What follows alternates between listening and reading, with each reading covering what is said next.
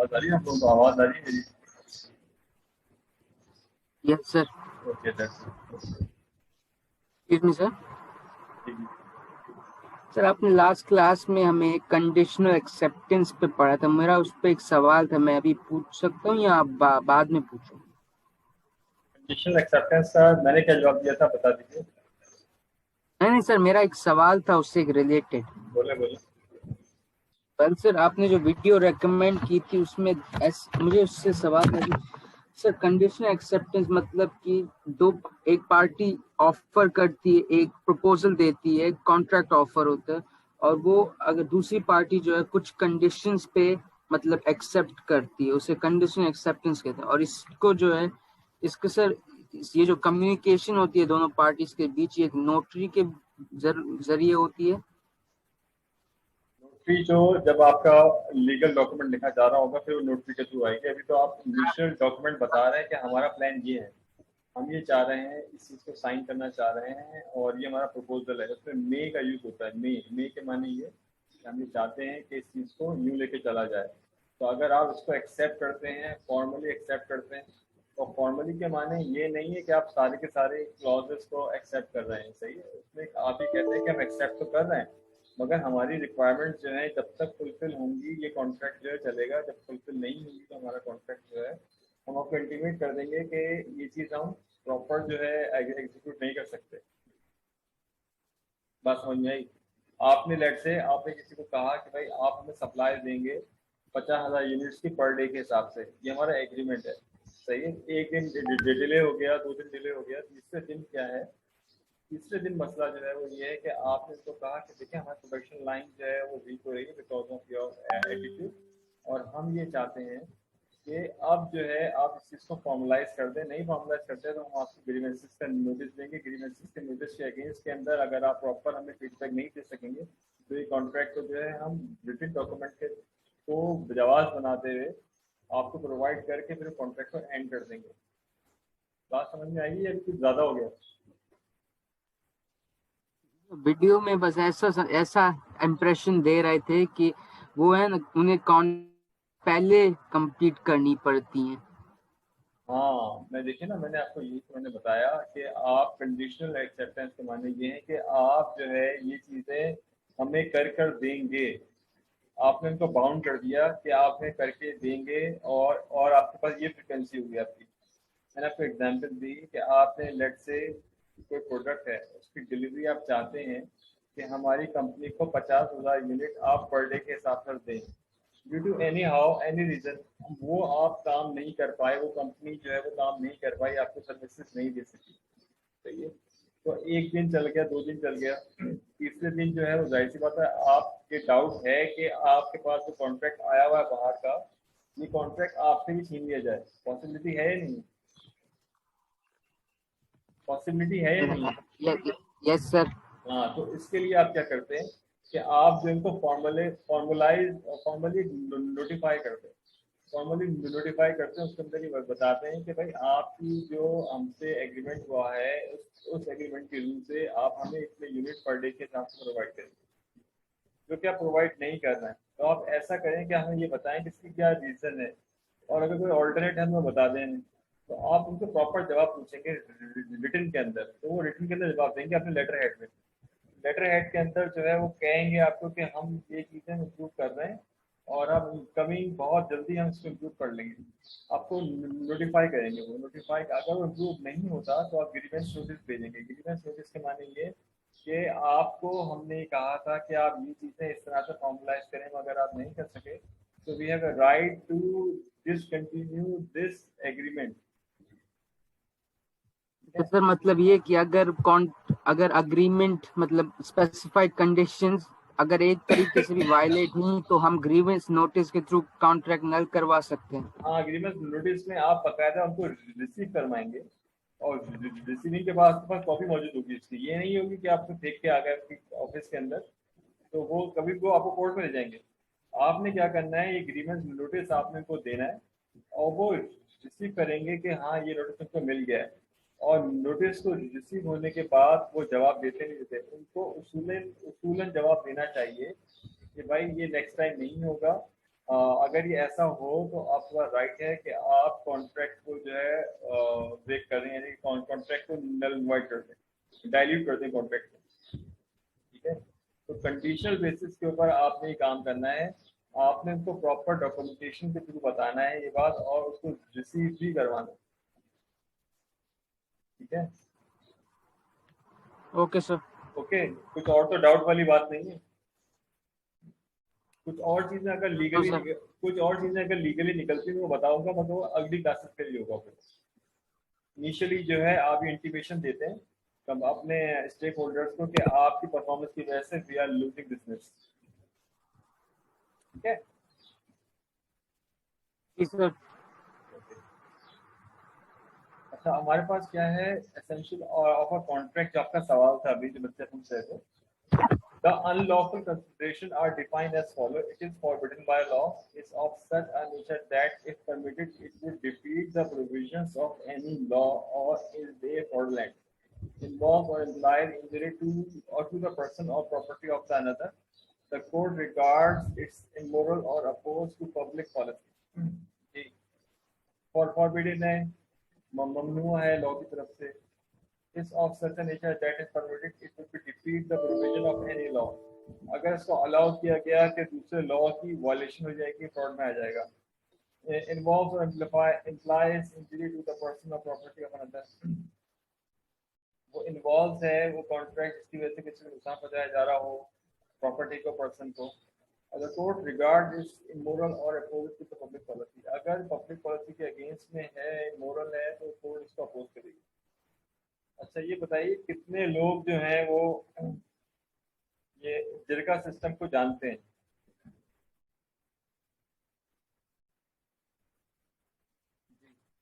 कितने बच्चे जो है जिरका सिस्टम को जानते हैं, वटा सिस्टम को जानते हैं? कितने बच्चे हैं? हैंड रेज ही कर दें, हैंड रेज ही कर दो यार कम से कम। ओके, और कौन जानता है जिरका सिस्टम? और कोई नहीं जानता? चलो, और कोई भी नहीं? अरे वाह। अच्छा, जिरका सिस्टम के अंदर होता क्या है कि आपके पास एक बंदा जो है वो जाता है जिरगे के अंदर, लोकल अदालत, जो लोकल अदालत नहीं कहनी चाहिए, वो वडेरे के पास जाता है और जाने के बाद ये कहता है कि मेरे ये मसाइल हैं, मुझे ये मसला है। फॉर एग्जाम्पल मैंने जो है वो गंदम की फसल लगाई, और गंदम की फसल लगाने के बाद जो है इन लोगों ने क्या किया, खड़ी फसल के अंदर पानी छोड़ दिया, या उस फसल के अंदर उन्होंने सुअर छोड़ दिया, या उस फसल के अंदर उन्होंने जैसे बोलते हैं अपनी भैंस छोड़ दी, भैंस या गाय छोड़ दी, या इन्होंने ऐसा किया कि अपनी बकरियां छोड़ दी मेरी पक्की फसल के अंदर, या इन्होंने ये किया कि इनका जो बेटा है या भाई है ये वरगला के जो है मेरी बेटी को, भांजी को, या इस तरह से कोई इसको ले गया, भगा के ले गया। तो ये आपके पास एक केस करेगा वो वडेरे के पास। अच्छा, वडेरे जो है हमारे पास दो टाइप के वडेरे वडेरे तो वडेरे जो है कुछ समझदार हैं, कुछ ना समझदार है। तो जो आपके पास जो गैर समझदार हैं वडेरे, वो क्या कहेंगे, इस पर पेनल्टी लगाएंगे। अच्छा, पेनल्टी के अंदर हो सकता है कि उन लोगों को मैक्सिमम ये होता है कि वो जो गांव का लोग है जिसने ये बकरियां छोड़ी, या फिर जिसने भैंसें छोड़ी या गाय छोड़ी, इनको गांव बदल कर दिया जाए, गांव से निकाल दिया जाए। सही, या फिर इसके बाद उस पर क्या किया जाए, उसको पिटाई लगाई जाए, उसकी हाथ पैर बांध के, ये हो सकता है। या फिर एक्स वाई जी चीजें, बहुत सारी चीजें हैं जिसको वो कर सकते हैं। अगेंस्ट द लॉ है ना, ह्यूमन राइट की वायलेशन है। या फिर अगर कोई बंदा जो है वो किसी को गांव की किसी लड़की को भगा के ले गया, या कुछ ऐसा कोई नेगेटिव बात की है उसने, इन दैट केस जिरगा जो है वो करता है ये कि आप वनी कर दो। वनी के माने ये कि आप अपने घर में से कोई लेडी जो है वो एज अ दान, एज अ जो कि एज अ निकाह में दे दो उस आदमी को, उस आदमी के दादा को, चाचा को, मामा को, किसी को भी। तो बनी करना क्या, तो बनी कर दो। अब उसके अंदर होता क्या है कि ये जो जिरका सिस्टम होता है ये क्या करता है, उसके अगेंस्ट में पुलिस वगैरह को पता नहीं होती, लिखित पढ़त तो कोई होती नहीं है, सारा ओरली काम चल रहा होता है। इसके अंदर होता ये है कि आपके पास वो जो लड़की है उस बंदे की, तो उसको उठाकर जो है ये हवाले कर दिया जाता है दूसरे बंदे को। ये है वाली सिस्टम। अच्छा, इसमें जो है कॉन्ट्रडिक्ट हुआ लॉ कौन सा? Human right law. Number 2 contract हुआ लॉ वो है विमेन राइट का जो लॉ कॉन्ट्रडिक्ट हुआ। तीसरा ये कि आपके पास अगर वो कम उम्र है, लड़की 18 साल से कम है, तो उसमें जो लॉ आपके पास जिसे बोलते हैं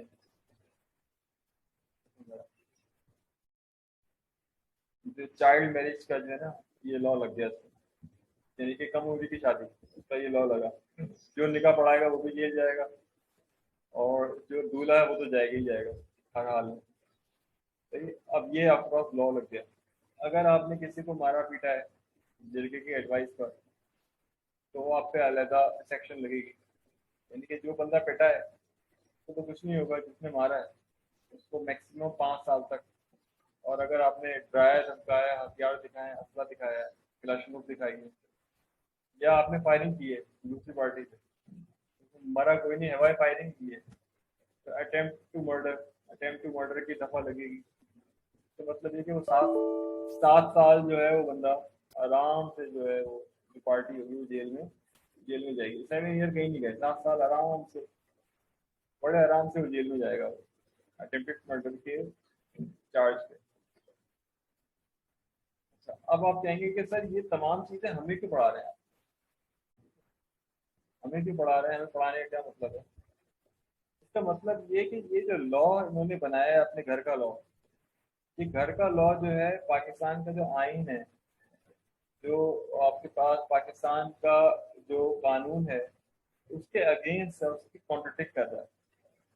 ये कॉन्ट्रडिक्ट के माने ये कि अपना घर का बनाया हुआ कानून नहीं है, अगर उसे कॉन्ट्रडिक्ट कर रहा है वो, कॉन्ट्रडिक्ट करने के अगेंस्ट में ये तमाम दफाएं लग रही हैं।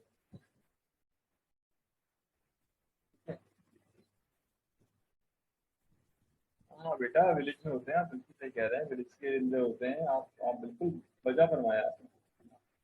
ये विलेज के अंदर होते हैं, और पाकिस्तान की मैक्सिमम आबादी विलेज में ही रहती है। ये पॉपुलेशन जो डेंस है हमारे पास, वो विलेज, कराची को छोड़ के जो है वो पूरा पाकिस्तानी गांव है। सही, तो आपके पास आप देख सकते हैं इसके अंदर, ये सारा आपको वही मिलेगा। कहने का मतलब यही है कि आपके पास कोई इसमें ज़रूरी नहीं है कि ये कसूर में ना हो, कसूर तो शहर है।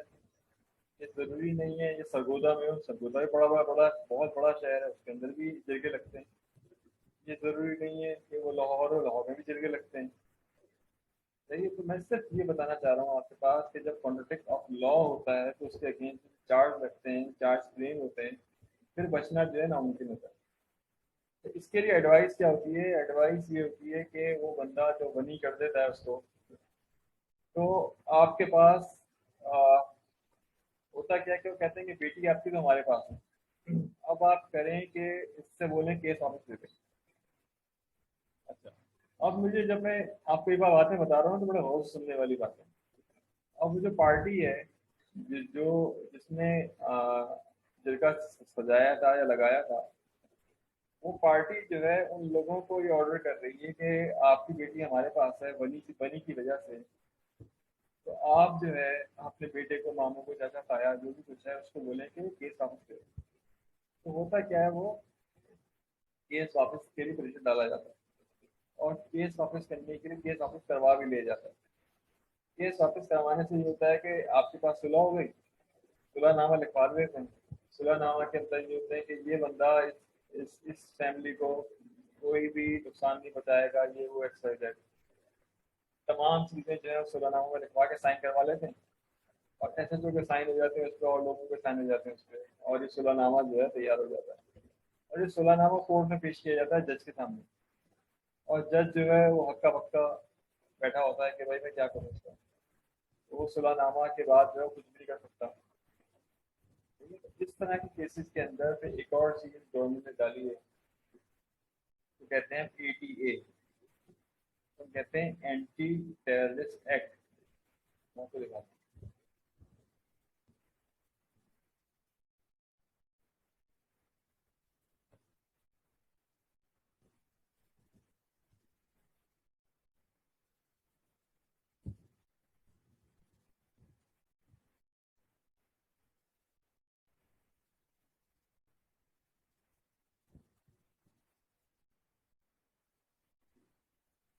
एंटी टेररिस्ट एक्ट के अंदर मोटी मोटी बातें बता देता हूँ मैं आपको ये क्या होता है। सबसे अहम बात, अगर कोई चीज विड्रॉ करवा लेता है, कोई आपके पास जो है, आपके पास फाइलर है, अपने केस को विड्रॉ करवाता है, और केस को विड्रॉ करवाने के बाद केस को विड्रॉ करवाने के बाद वो कोर्ट में जमा करवा देता है कि भाई मैं ये चाह रहा हूँ, इस केस को मैं खत्म करवाना चाह रहा हूँ। तो होता ये है कि आपके पास वो केस जो है गवर्नमेंट अपने पल्ले ले लेती है। सही, अगर उसमें चार्ज लगे हुए टेररिज्म के, फायरिंग के लगे हुए, डराने धमकाने के लगे हुए, या फैसिलिटेटर के माने ये कि कुछ लोगों ने बताया कि ये लोग यहाँ पर है बैठे हुए, इनको मारो, या जिसने ये इंफॉर्मेशन दी, फैसिलिटेट किया क्राइम को, तो जिसने अपना सप्लाई किया, या जिसने केस को फाइल करवाया, या फिर जिस बंदे ने गवाही दी खड़े होके और ये बोला कि हाँ ये ऐसा था, कि जिसने क्राइम को मजबूत करने के अंदर जो है आप उसका साथ दिया, तो तमाम के तमाम लोग जो हैं वो फैसिलिटेटर के उसमें आते हैं। फैसिलिटेटर के माने वो लोग जो क्राइम को सपोर्ट कर रहे हो बाय एनी मीन्स। सही है, बाय एनी मीन्स से माने ये, एक बंदे ने अपनी बाइक पे एक बंदे को बिठाया और उसको बिठाने के बाद उसको छोड़ दिया एक जगह पर, और उसने वहां जाके क्राइम किया। और क्राइम करने के बाद वो बंदा कहीं और किसी और साथ बाइक में बैठ के कहीं और चला गया। सही है, तो जब एटीए लगेगा तो उसके अंदर वो बंदा जिसने क्राइम किया है, मगर वो, और आपने जो उसको छोड़ा उस जगह पे, आप भी उसके फैसिलिटेटर कहलाओगे। फैसिलिटेटर कहलाने की वजह से फिर जो चार्ज लगेगा वो एक पे नहीं लगेगा, अब ये तीनों बंदे उसमें आ जाएंगे। सही है, तो कभी भी वो वाली बात है, कोई भी केस हो, कोई भी झगड़ा हो, कोई भी फट्टा हो, मैं बार बार अपने स्टूडेंट्स को यही कहता हूँ, सही है, कोई भी चीज हो, अगर उसकी वीडियो मौजूद हो उसकी, सही है, और दूसरी बात है उसमें गवाह मौजूद हो, और उसके अंदर कोई ऐसा वायलेंस हो जो आप देख रहे हो या मौजूद हो, या उसके सपोर्ट में आप कुछ कह रहे हो, तो आप बहुत चांसेस हैं कि एसएचओ आपके खिलाफ भी एटीए लगा दे। सही है, तो एटीए जब लग जाता है तो ये जिंदगी भर के लिए होता है, और जिंदगी भर के लिए जब एटीए लग जाता है उसको फिर हटा नहीं सकते फिर आप। सही है, और फिर इसमें स्टेट वर्सेस दैट पर्सन का नाम होता है। तो जब ये दैट पर्सन का नाम स्टेट वर्सेस दैट पर्सन होता है तो जिंदगी भर केस चलता है, और उसको फाइनेंस जो है गवर्नमेंट ऑफ पाकिस्तान कर रही है।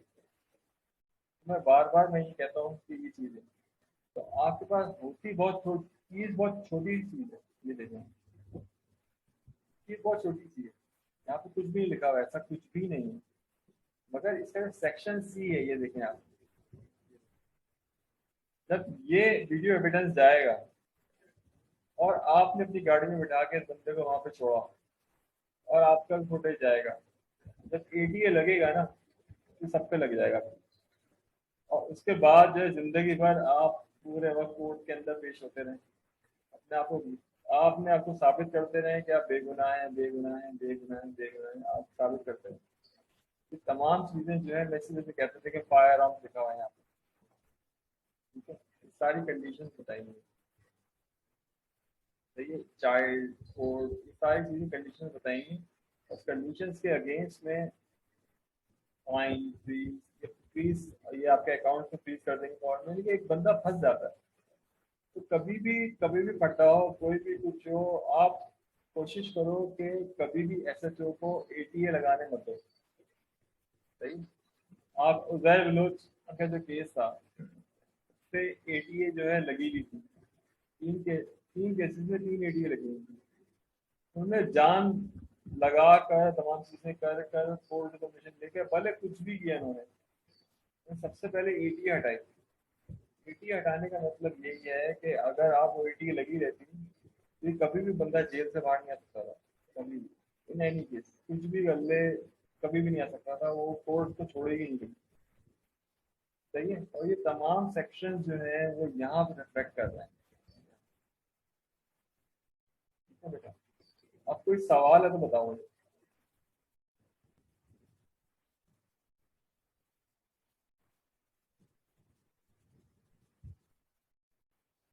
कोई सवाल है तो बता दो। जी, एक चीज मैं बताऊं आपको, सेक्टेरियन हेटर्ड, ये वर्ड जो है बहुत छोटा सा लफ्ज है। अगर आपने किसी के लिए ये लफ्ज इस्तेमाल किया, ये बंदा काफिर है, वो बंदा काफिर है, ये है वो है, और उसने फेसबुक का शॉट लेकर अगर उसने एनआरसी 3 को लिख दिया, एनआरसी 3 बता चुका हूँ ये होता क्या है, सही है, तो साइबर क्राइम पे जाता है। एनआरसी 3 को लिख दिया तो आप समझ लें कि आप ट्रबल में, आप ऐसे फंसेंगे, आपके लिए बड़ा बचना नामुमकिन हो जाएगा। तो आप कोशिश जो है कोई काम ऐसा ना करें इसके अंदर जो है आप अपना जो ऐसा क्लू दे रहे हो जिस वजह से फंस जाए, कोई काम ऐसा ना करें, सही है। और इसके अंदर अगर ज़्यादा कोई मसला हो गया, ज़्यादा कोई फटा हो गया है, तो ये हो सकता है कि आपकी प्रॉपर्टी को as a terrorist property declare करके हुकूमत जब्त कर ले, ये भी हो सकता है। तो बड़ी खतरनाक चीज़ है ये।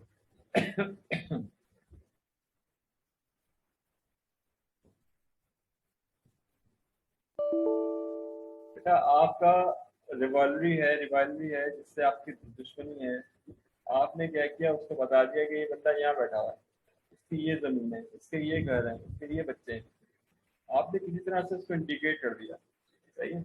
इंडिकेट करने के बाद जो है किसी तरह से आप पता लगे कि आप भी शामिल हैं, या फिर आपके पास साइबर फेंसिंग के थ्रू पता लगाया गया तो आप भी वहाँ मौजूद थे, ठीक है। ये तमाम चीजें जो है रिफ्लेक्ट कर रही हैं कि आपका इस क्राइम में साथ है। यदि आपका क्राइम के अंदर साथ है तो जो एक्ट लगेगा, जो चार्ज लगेगा वो आप पर भी लगेगा, वही चार्ज लगेगा जो उस क्रिमिनल पे लगा है, ठीक है। तो उस क्रिमिनल पे चार्ज लगा है तो कोर्ट जो है बेड़ा गर्क कर सकती है, समझ में। जज के पास जो पावर होती है ना, एटीए वाले, एक तो नॉर्मल कोर्ट होती नहीं है, एटीए एंटी टेररिज्म कोर्ट जो है एक नॉर्मल कोर्ट नहीं होती, तो इसके अंदर बहुत सख्त दफाएं होती हैं। तो पहली बात ये कि कोशिश करें कि आप खुदा ना करे कोई पहली बात ऐसा काम ही ना करें, खुदा ना करे किसी से झगड़ा हो गया, आपने किसी का सर फाड़ दिया या कुछ कर लिया, पहली बात ये कि उसको ग्राउंड लेवल पे जीरो पर ही उसको रफा दफा करते हैं, बात को बढ़ाएं नहीं, तो ये कुछ भी करें, माफी मांगे, जो चाहे करें, बात को जीरो लेवल पर ही खत्म कर दें, पहली बात। अच्छा, इसका केस जो था वो शादिब का केस था, सही है। शादिब जतोई केस के अंदर भी यही था। उसके ऊपर जो चार्ज लगी थी शादिब जतोई केस के अंदर, वो जेल में बंद है, हालांकि उसने तमाम खून बहा भी दे दिया, तमाम चीजें कर दी। जो एक्ट लगा है ना, उस पर एटीए का एक्ट लगा है, सही। मैं आपको दिखा देता हूँ ये किस बंदे की बात कर रहा हूँ। झील पाक सीमेंट का जो मालिक का बेटा है, उसका नाम है शाहजेब जतोई।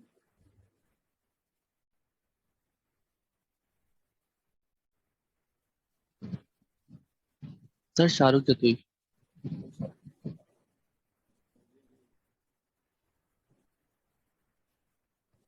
तो ये वाला बंदा, तो ये कहने का मतलब यही है कि बंदा कभी भी जो है वो,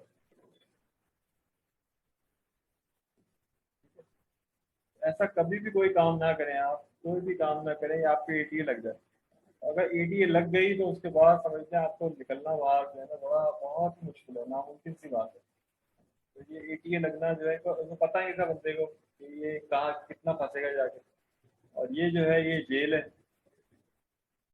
इस जेल के अंदर बाप जो है ना, बाप ने, इनका जो झील पार्क का जो मालिक है, उन्होंने ये जेल को साफ पेंट करवाया है, ये दरवाजा लगा हुआ है, तमाम चीजें, सही है, एसी लगा हुआ है, लेटने की जगह है, तमाम चीजें उन्होंने बनाई है, मेरा बेटा सुकून से रहे। मतलब पॉइंट क्या है, जेल तो जेल ही है। तो ये फैसिलिटीज पे जो है फिर कोर्ट एक्शन लेती है कि आपने किससे पूछ के परमिशन लेके फैसिलिटीज दी है, उसका अलहदा एक चार्ज लगता है, सही है। तो कहने का मेरा मतलब यही है कि कभी भी कोई ऐसा काम ना करें। ये इस तरह की पिक्चर्स इस पे एटीए लग जाता है, आपने इस तरह की पिक्चर्स जो है आपने फेसबुक पे डाले हैं, उसके बाद देखें कि एफआईए वाले क्या करते हैं। ये सुबह होने से पहले घर पे होंगे, ठीक है। कहने का मतलब ये ऐसा कोई काम ना करें जिससे एटीए लगे और आप फंस जाए, ठीक है। तो मैं बड़ा समझ रहे टीचर के तौर पर सब्जेक्ट पढ़ा रहा हूँ ये आपको, ये लॉयर समझ के पढ़ा रहा हूँ कि आप सारे लॉयर हैं, सही। एज मैं कोर्स समझ के नहीं पढ़ा रहा आपको, वरना मैं स्लाइड पढ़ाता हूँ चला जाता हूँ। तो कहने का मेरा मतलब ये, कोई सवाल हो तो मुझसे आप पूछ लीजिए, है ना, आगे क्वेश्चन। Excuse me sir. हाँ बोले। सर आपने अभी बताया ये शाहरुख जतोई के बारे में, इसका मतलब क्या, उसमें एटीए का क्या हुआ था? इसने फायरिंग करके इस बंदे को मार दिया था। फिर दिखा दो। हाँ। इस बंदे ने इस बंदे को मार दिया था। इसकी बहन की शादी थी, तो इसकी छोटी बहन के साथ थी। तो ये बंदा तो परेशान कर रहा था, इसकी बहन को परेशान कर रहा था, और इसने रोका इसको कि परेशान ना करो। तो इसने जो फायर के बस्ट मारे थे, गाड़ी जो थी वो बिल्कुल उलट गई और उसकी डेथ हो गई ऑन द स्पॉट। उसके बाद उन्होंने साबित किया कि ये 16 साल से कम है। तो लांडी बच्चे जेल में रखा इसको, ताकि इसको साबित किया जा सके बच्चा है, बच्चे से गलती हो गई। मगर ये देखिए यहाँ लिखा हुआ क्या है, ATC rejects medical report of Shahrukh Joshi, ये लिखा हुआ है यहाँ। तो इन्होंने इस चीज को माना ही नहीं, इन्होंने कहा नहीं ये बच्चा 18 साल का है, और इस पर वही रूल लगेंगे जो कि एक एडल्ट पे लगते हैं। उसके बाद उन्होंने खून बहा भी दिया, तमाम चीजें दी, पैसा दिया, क्योंकि झील पार्क जो है एक बड़ा ग्रुप है। Excuse me sir. हाँ sorry sir, I got cut off the meeting, can you repeat? बेटा मुश्किल हो जाएगा मेरे लिए, आप रिकॉर्डिंग सुन लेना बात में। ठीक है सर। ठीक है। कहने का मेरा मकसद यही है कि ये चीजें आपके लिए खतरनाक कब बनती हैं, जब आप लॉ को समझते हो। सही। और लॉ जो है आपका आजकल जो सबसे डेंजरस लॉ चल रहे हैं वो ऑनलाइन, जो NRC 3 है, ये बड़ा खतरनाक चल रहा है आजकल। इसमें बहुत क्रेज एक्शन है आपके पास। Women crime, child abuse. सही। और उसके बाद ये कि वर्क प्लेस अब्यूज। सही है। ये तमाम के तमाम क्राइम्स जो हैं वो बहुत खतरनाक क्राइम चल रहे हैं। और इस तरह की और चीज़ें हैं जो कि काफ़ी ज़्यादा कोर्ट के अंदर जो है वो पनिशेबल क्राइम्स है। एसेंशियल ऑफ कॉन्ट्रैक्ट के अंदर जो मैंने आपको बताया, तो आपको आइडिया हुआ इसके अंदर कि ये होता क्या है? जी, बात समझ में आई है नहीं आई? यस सर, आइए। कोई ऐसा पॉइंट, कोई ऐसा सवाल आप पूछना चाहें तो जो इसको, इसके कॉन्ट्रडिक्ट कर रहा हो, उस चीज़ को या सपोर्ट कर रहा हो क्रिमिनल्स को, ऐसी चीज आपको लगती हो तो मैं बता सकता हूँ जवाब, वरना हम आगे चलते हैं। कोई सवाल हमारी गर्ल्स से, कोई क्वेश्चन हमारी गर्ल्स से? सर बोलिए बेटा। सर, अगर कोई बंदा अपने असलियत के साथ कुछ शेयर करता है तो सर उनको किस तरह पता लगता है कि भाई ये भी इन्वॉल्व है एक्ट में?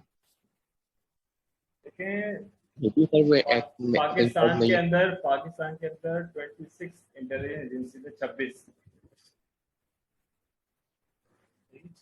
कितनी एजेंसी है? 26। 26 एजेंसी है।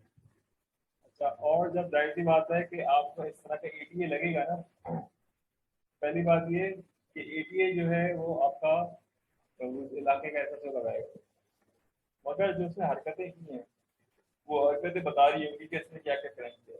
लेट्स से उसने कत्ल करने की धमकी दी है, जान से मारने की धमकी दी है, घर के बाहर फायरिंग करवा दी है, या उसने कहा कि तुम बता दो वरना गोली मार दो। ये तमाम एक्ट जो हैं जिससे टेररिज्म, जिससे खौफ फैलता हो, वो सब एटीए के अंदर आते हैं। या आपने किसी लड़की को ये बोला कि मैं उठा के ले जाऊंगा, या तुम घर से बाहर निकलो, ये सारे एक्ट जो हैं वो ऐसे एटीए के अंडर में आते हैं। सही है। कि आप किसी को धमकी लगाना ना आपको, ये सब एटी के अंडर में आते हैं। तो जब एटी के अंडर में आते हैं तो कोई भी इसको फाइल कर सकता है, और फाइल के अगेंस्ट के अंदर ये जब NRC के अंदर का केस भेजेगा तो डायरेक्ट जाएगा FIA के पास। और जब FIA के पास जाएगा तो FIA समझ लीजिए कि सुबह होने से पहले 4 बजे आपके घर पे बैठी होगी, समझ में आई? और वो जब 4 से आके भेजेगी तो फिर समझ से निकलना नामुमकिन सी बात है, बहुत ही मुश्किल है, बहुत तकरीबन नामुमकिन है। अगर इतना आसान होता तो ये सारे के सारे जो है ना, ये इतने तो पॉलिटिशियन परेशान नहीं होते। पॉलिटिशियन बहुत परेशान है। का इतना आसान निकलना होता है ना बाहर, तो निकल चुके होते। ठीक है जी, और बताइए सवाल कोई, वरना हम आगे चलें। तो सर ये सारे केसेस तो पाकिस्तान में आम है जो ने बताया। आप फाइल करें फिर देखें, आप फाइल तो करें, उसके बाद आप देखें कि क्या होता है। ये आपके पास उनका जो अपना जो प्रोसिक्यूटर गवर्नमेंट का होता है, आपका नहीं होता, आपसे पैसे नहीं लेगा, वो गवर्नमेंट का प्रोसिक्यूटर होगा। और फिर वो समझने के बड़ा फकीर कर देते हैं ये लोग, इतना बुलाते हैं कोर्ट के अंदर। पहली बात ये है कि कोर्ट जो है अगर उसकी मर्जी, बेल तो होती ही नहीं है, बेल के माने ही जमानत, वो तो होती ही नहीं है किसी सूरत में। वो तो कहेंगे पहले जो उसको बंद करो जेल में, तो उसके बाद बात होगी। तो पहले तो वो जम बंद करते जेल के अंदर, उसके बाद पेशी पे पेशी पेशी पेशी पेशी पेशी समझने के जिंदगी अजाब बना देते हैं।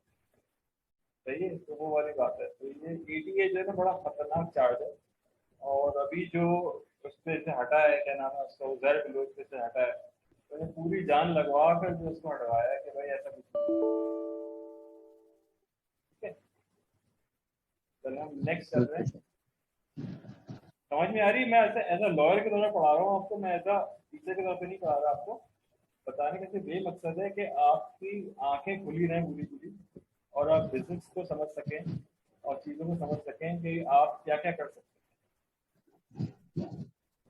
कॉन्सेप्ट ऑफ ऑफर इसमें ये कि अगर किसी कंपनी ने, किसी लीगल बॉडी ने किसी लॉ को पास कर दिया, उसको उसको स्टैच्यू कहते हैं, तो कहते हैं स्टैच्यू। और एसेंट के माने एक्सप्रेशन अप्रूवल एग्रीमेंट, एसेंट के माने ये एक्सप्रेशन अप्रूवल और एग्रीमेंट। आपने समझ लीजिए आपने एसेंट, एसेंट के माने आपने माना इस बात को कि हाँ ऐसा होना चाहिए। ठीक है, अभी मेरी मीटिंग खत्म होने में कुछ सेकंड्स रह गए, हम कंटिन्यू करते हैं और ये स्लाइड शो करते हैं। ठीक है बेटा? Okay sir.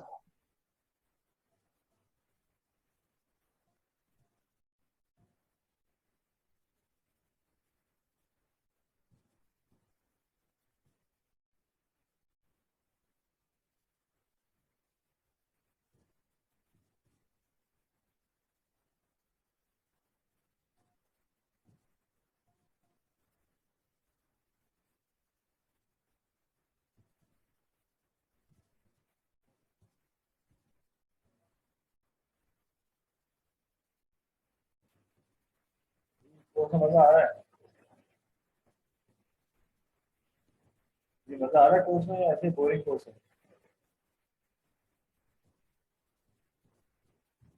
साथ में तो बोर हो रही हूँ, साथ में लगी ना रूबा भी नहीं, ऐसे ही है नहीं, या जब आपको एंजॉय कर रहे हैं इस कोर्स को,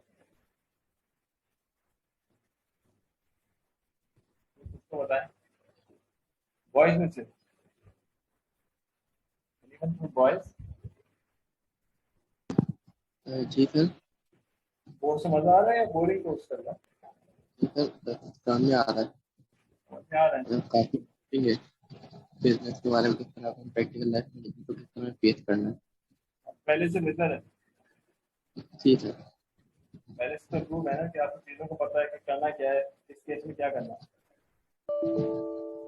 यस। चलो, अच्छी बात है। क्या और बात?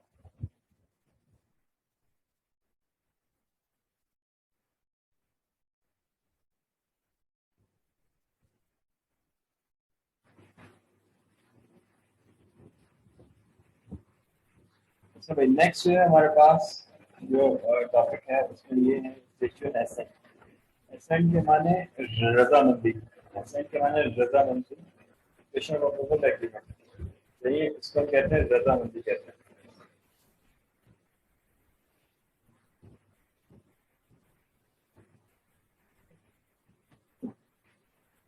बेटा। काम का कोर्स पकड़ सकते हैं किसी की आप। हाँ हाँ बेटा, ये पढ़ाई इसी जा रहा है। और आपको ये कानून वैसे पता, कानून तो कानून ही है। ओके, अब हमारे पास क्या कॉन्सेप्ट ऑफ क्या है हमारे पास? Offer or proposal is not defined by statute. It is generally understood as mutual declaration by word or contract of willingness to enter into a legally binding contract as soon as it has been accepted, usually by a written promise or an act on the part of the offer whom it is addressed. Acceptance when resolution to an offer is then final and unqualified overseen keeping terms of property. Offer followed by acceptance is an agreement. If an agreement is enforced by law, it is a contract. अगर agreement को enforce कर दिया जाए तो आपको contract बन जाता है। लॉ लगा कर उसको इन्फोर्स कर दिया जाए। सही है। मैं एक एग्जाम्पल देता हूँ। ये हमारी जो गर्ल्स हैं इसको माइंड में कीजिएगा। सही है। अगर आपके पास निकाहनामा के अंदर ये लिख दिया जाए, कहा जाए कि भाई जो लड़की है जो दुल्हन है सुबह का नाश्ता बनाएगी, सही है, उसके बाद जो है वो कपड़े प्रेस करेगी, फिर ये काम करेगी, फिर वो काम करेगी, फिर ये करेगी, वो करेगी, और फिर जाके रात के 11-12 बजे जाके वो आराम करेगी। वहाँ पर कितनी गर्ल्स हैं जो इस बात पे एग्रीड है। कुछ समझाने के लिए मैं कह रहा हूँ, मेरा प्रॉब्लम नहीं, कुछ समझाने के लिए कॉन्ट्रैक्ट और एग्रीमेंट और एसेंट में मैं आपको बता रहा हूँ। बेटा वहाँ पर गर्ल्स हैं नहीं, गर्ल्स हैं नहीं।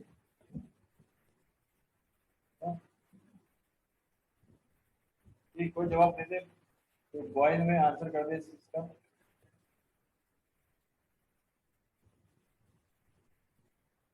मैंने क्या पूछ दिया था? आंसर पहली बात ही निकाह जो है कॉन्ट्रैक्ट है। कॉन्ट्रैक्ट के अंदर जो है जाहिर सी बात है कि इसमें कहीं पर भी नहीं लिख सकते आप। आपको अगर इस्लामिक रूल्स एंड रेगुलेशन को समझना है तो आप किसी लेडी को जो आप शादी कर रहे हैं आप उसको इम्पोर्स नहीं कर सकते घर का काम करें। आपको हर चीज़ सर्विसेज के लिए उसको देना है काम करने का मतलब ये कि आप उसको फोर्सफुल नहीं कर सकते। आप रोटी बनाओ, खाना बनाओ, बच्चों को देखो, ये करो वो करो, आप नहीं कर सकते। लीगली मैं बता रहा हूँ नहीं कर सकते। हाँ उसकी मर्जी है, उसकी मर्जी है कि वो अपने शौहर के घर को अपना घर समझ के अगर वो काम करे और उस पर जबर नहीं है, सही है, उस पर जबर नहीं है, उस पर जुल्म नहीं है तो वो करे। अगर वो ना करे आप उसको कानून के पर्सपेक्ट से उसको कोई सजा नहीं दे सकते। ये काम नहीं कर रही थी, आपने इस वजह से मारा। लेकिन जैसे ही आपकी केस जो है कोर्ट में जाएगा, फैमिली कोर्ट में जाएगा तो आप फंस जाएंगे। जी बेटा बोले। सर हम उन्हें इस्लामिक पर्सपेक्टिव से कह सकते हैं मगर फोर्स तो नहीं कर सकते ना। नहीं कर सकते, आप कह ही नहीं सकते। पहली बात ये आप तो ये भी नहीं कह सकते झाड़ू लगाओ, आप ये भी नहीं कह सकते कि मुझे सुबह उठो और मुझे तुम नाश्ता तो नहीं कह सकते। एज पर लॉ आप नहीं कह सकते, उसकी मर्जी। अगर वो करना चाहे करे, ना करना चाहे ना करे। आपके कहीं पे भी मौजूद नहीं है ये डॉक्यूमेंट के तौर पे कि वो लड़की पे वाजिब है कि वो काम करे, कहीं पर भी नहीं। उसकी अपनी मर्जी, उसकी घर की ट्रेनिंग वो किस तरह से चलती है, लेके क्या करती है। मगर आप जो है चीज पे मेरे गाँव में जो थे तो इसने मुझे ठंडी रोटी दी खाने में, उसको इतना मारा उसकी हड्डियां तोड़ दी, हड्डी बत्ती तोड़ दी उसकी, सही है, उसको ठंडा खाना दिया। कहने का मतलब ये पनिशेबल क्राइम है। पनिशेबल क्राइम के ऊपर जो है बड़ा सीरियस एक्शन है। कहने का मतलब ये Excuse me, sir. Sir, this story you're telling, what does this have to do with concept of offer? Concept of offer की माने ये कि आप ये हम कह रहे हैं कॉन्ट्रैक्ट की बात कर रहे हैं। आपके पास कॉन्ट्रैक्ट जो है, मैंने कहा कि निकाह एक कॉन्ट्रैक्ट है। जैसे आप लोगों का भी होता होगा इसके अंदर, जब आप शादी करते होंगे तो कुछ ना कुछ तो ऐसा होता होगा ना डॉक्यूमेंट में, तो पता नहीं कम्युनिटी में क्या होता है। उस कॉन्ट्रैक्ट के अंदर कहीं पर भी कुछ लिखा हुआ नहीं होता। हाँ अगर आप उसको लिखवाना चाहते हैं तो और वो शिप मौजूद है तो एक्सेप्टेबल होगा, वरना एक्सेप्टेबल वो नहीं होगा। आपने समझ में, आपने हाथ से लिख दिया ये लड़की जो है ये काम करेगी, तो कानून के अंदर असल में है क्या ये? सही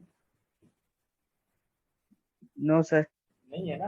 अब आपने कॉन्ट्रैक्ट का पार्ट बना दिया उसे, मगर एज पर रूल्स अगर मैं आपके पास ये डॉक्यूमेंट देखा नहीं आपकी कम्युनिटी का, और उस डॉक्यूमेंट के अंदर जो है देखूंगा तो मुझे पता लगेगा कि उसके डॉक्यूमेंट के अंदर मेरे ख्याल से कहीं ऐसा क्लॉज नहीं है जो आपकी वाइफ को जो है, होने वाली वाइफ को ये रिस्ट्रिक्ट करता हो कि आपने ये काम करना ही करना है, आपकी जिम्मेदारी है।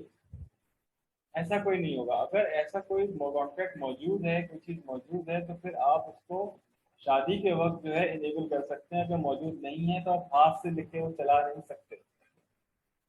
आप समझ में आ गई? सर ठीक है। अगर हम ये प्रोविजन खुद कॉन्ट्रैक्ट में डालते हैं तो वो इन्फोर्सबल होता है? कॉन्ट्रैक्ट कानून में नहीं है ना, किस हैसियत से आप डाल रहे हैं ना, ये तो बताएं। क्या लेजिस्लेटिव असेंबली ने इस चीज को पास किया है क्या? अगर सो सर असेंबली इफ ने देयर इज अगर असेंबली ने सो इसको सर एज अ कानून पास नहीं किया है उसके अंदर, और आपने, भाई मिसाल के तौर पर मैं एग्जांपल लेता हूँ, सही एग्जांपल अच्छी नहीं है, मुझे अच्छी नहीं लग रही। एग्जांपल के अंदर ये है कि आपके पास minor marriages, minor age marriages, कम उम्र की शादियाँ, आपके पास बहुत सारे कंट्रीज ऐसे हैं जिसमें कम उम्र में शादी कर दी जाती है। चलिए आपने क्या किया कि एज का फैक्टर छोड़ के शादी करा दी। तो जब ये चीज खुलेगी तो बताइए कि क्राइम है या नहीं है? क्राइम, कॉन्ट्रैक्ट तो हो गया, क्राइम और not a crime? It is a crime. Crime है ना, ये तो बात है। यहाँ पे प्रॉब्लम यही आ एक्सक्यूज रही है मी सर, कि since that was illegal minor marriage, then wouldn't the contract be null? Yes, वो रजिस्टर्ड ही नहीं होगा वो। अगर वो रजिस्टर्ड हो So, जाता है इसका मतलब लॉ एजेंसी ने इस चीज को मान लिया कि ये लेजिटिमाइज था। सही है, और जो जमा करवाने जाएगा फिर मुझे लगाकर वो जेल जाएगा। समझ में आ गई बात? आपका हाथ से लिखा okay. हुआ कोई कानून, हाथ से लिखा हुआ कोई कानून जो है कि आप जो है निकाह के बाद या शादी के बाद इतने लाख इतने तोले देंगे, हाथ लिख के लगा दिया आपने, ऐसा कुछ नहीं है मेरा So, बेटा। sir, what you are saying is that any provision that we have put into a contract ourselves must be supported by some Must be precedents surrounded of. by, yes, yes. Now you got the concept. मगर sir ऐसा तो हर जगह ही होता है, कौन इसको follow कर रहा दोबारा बोलिए। है? सर मैं कह रहा ये तो हर जगह ही मतलब ऐसा हो रहा है, तो इसको तो कोई फॉलो ही नहीं कर रहा। बताएं मतलब, देखिए आपको मैं बार बार कह रहा हूँ, स्टूडेंट के तौर पर अपने आप को नहीं लें। आपके सवाल बिल्कुल सही है, नहीं हुए वाली बात है। मैं आप बिल्कुल सही सवाल आते हैं आपके, आप एज ए स्टूडेंट के तौर पे लेके चलेंगे तो आपके लिए मसला होगा। आप एज अ लॉयर के तौर पे मुझसे आप पूछ रहे हैं, मैं आपको बता रहा हूँ, एक एडवाइस दे रहा हूँ। तो हो सकता है उस एडवाइस के अंदर कई कई जो है वो ऑब्लिगेशन हो, कई और रास्ते होंगे, पॉसिबिलिटी है। अब आप मुझे सवाल बताइए अपना।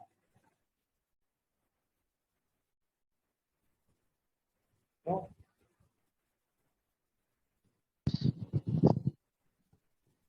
बोले बोले तो बोले बोली।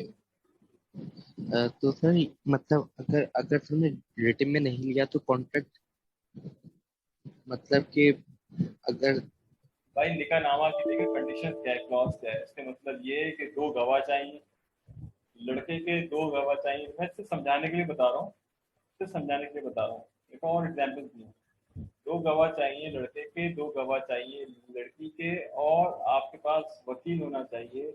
सही है, लड़की की तरफ से कौन वकील होगा? सही है, तो लड़की की तरफ से वकील नॉर्मली जो है लड़की का मामू होता है, वो वकील होता है, क्योंकि वो लड़की उसके लिए महरम होती है उसकी। सही है, खालू महरम नहीं है मगर मामू महरम है, या भाई है या बाप है, तो ये सारे महरम है। तो ये महरम जो है उसको, उससे एग्रीमेंट, उससे एसेंट लेते हैं, उससे रजामंदी लेते हैं उससे, और उससे साइन करवाते हैं डॉक्यूमेंट पे। और साइन करवाने के बाद उसको पढ़ के बताते हैं कि बेटा ये बंदा है, इसका ये नाम है, इसकी ये वल्दियत है, इतने हक महर के एवज तुम इसकी जोजत में आना चाहोगी? अगर वो कह देती है हाँ, उसको 3 दफा बोलना होता है हाँ। और हाँ हाँ जो वो बोलेगी बकायदा सुना जाता है उस चीज को, उसने हाँ बोला है, लाउडली बोलती है वो। इस पे जो है वो साइन करवाते हैं। साइन करवाने के बाद वो वकील मौलवी साहब को आके बताता है कि भाई लड़की की तरफ से जो है हमें ये एसेंट मिल गया है, आप निकाह को तैयारी करें, तो फिर वो बंदा जो है वो निकाह पढ़ाना शुरू करता है। It's the same thing for any contract. उसके अंदर आप जाके बताते हैं कि भाई आप पढ़ के बताते हैं, सही है कि ये जो है आपके पास जो कॉन्ट्रैक्ट करने जा रहे हैं उसके माने माने ये हैं। अगर बंदा पश्तो स्पीकिंग है या सिंधी स्पीकिंग है तो उसको सिंधी में पढ़ के बताएंगे कि इस कॉन्ट्रैक्ट में ये बताया गया है, आप इससे एग्री हैं। कुछ लोग बिल्कुल जाहिल होते हैं, तो उनको एक एक लाइन सिंधी में, पश्तो में, पंजाबी में, बलोची में, बलोची में पढ़ के बताते हैं, और उस लाइन के आगे साइन लेते हैं, अंगूठा लगवाते हैं कि भाई इससे मतलब ये है, समझ में आ गया, हाँ समझ में आ गया, समझ में आ गया, हाँ समझ में आ गया। वरना उनको कहते हैं कि आप ऐसा करें कि कोई समझदार आपकी तरफ से जो नॉमिनेटेड बंदा उसको ले आइए आप, ताकि वो आपको समझा सके। तो इसके बाद कॉन्ट्रैक्ट फाइनल होता है। ये ऐसे फाइनल नहीं होता, मैं बार बार बता रहा हूँ आपके पास। कॉन्ट्रैक्ट के अंदर कुछ चीजें हिडन होती हैं, तो हिडन चीजें जो है वो लॉयर ही पकड़ सकता है, आम आदमी नहीं पकड़ सकता। इसी वजह से कहा जाता है कि ऐसे केसेस के अंदर आप जो है अपने लॉयर को साथ रखें, और लॉयर आपको कानून रूप से बताएगा आपको कि ये इस बात का मतलब क्या निकल रहा है, ठीक है, आपको फंसाने से बचा देगा वो। ठीक है बेटा, अब बताओ कॉन्ट्रैक्ट समझ में आ गया आपको? जी सर। अब ऊंच समझ में आ गया। ऊंच नीच सारी समझ में आ गई। जी सर, अब अगर क्लियर। कोई इलीगल कॉन्ट्रैक्ट चलाएगा तो उसका पता लगे क्या होगा उसका हशर। और अपनी मर्जी से कोई कॉन्ट्रैक्ट में शिकें डाल देगा, उसके अंदर कंडीशन डाल देगा, तो आपको पता है क्या वो एक्सेप्टेबल होंगी? एक्सेप्टेबल जो नहीं है, सर। हाँ एक्सेप्टेबल के माने जो है वो ये है कि अगर आप कॉन्ट्रडिक्ट कर रहे हैं किसी लॉ को, किसी, आपने लेट से आपने बताया कि ये बंदे से मैं अपॉइंटमेंट लेटर दिया, उसको कहा कि आप मजाज हो मेरे पास 18 घंटे जॉब करने का, सही। अब आपने उसको कॉन्ट्रैक्ट दिया, वो बंदा जाहिल था, आपने कहा आप 18 घंटे मुझे सर्विस दोगे, हफ्ते के 7 दिन। वो बंदा वो कॉन्ट्रैक्ट को ले जाके, ऑफर लेटर को ले जाके, अपॉइंटमेंट लेटर को ले जाकर उससे लेबर लॉ के अंदर पेश कर देगा कि सर ये मेरा कॉन्ट्रैक्ट है, आप बताइए। तो ये अगले मोमेंट के अंदर जो है वो बैलप के साथ जो है ना वो छापा मारेंगे आपकी कंपनी को, और कहेंगे भाई आ जाओ जरा। तो बैलप जो है आपको पकड़ के ले जाएगा कोर्ट, आप जरा जवाब दो। क्योंकि एज पर लेबर लॉ आप किसी भी बंदे से 8 घंटे से ज़्यादा काम नहीं करवा सकते, और आप मजाज हैं उसकी मेडिकल सर्विसेज को देने के लिए, उसके और दूसरे फाइनेंशियल राइट्स को देने के लिए, बीमारी की छुट्टी देने के लिए, सब आपको उसको देना है।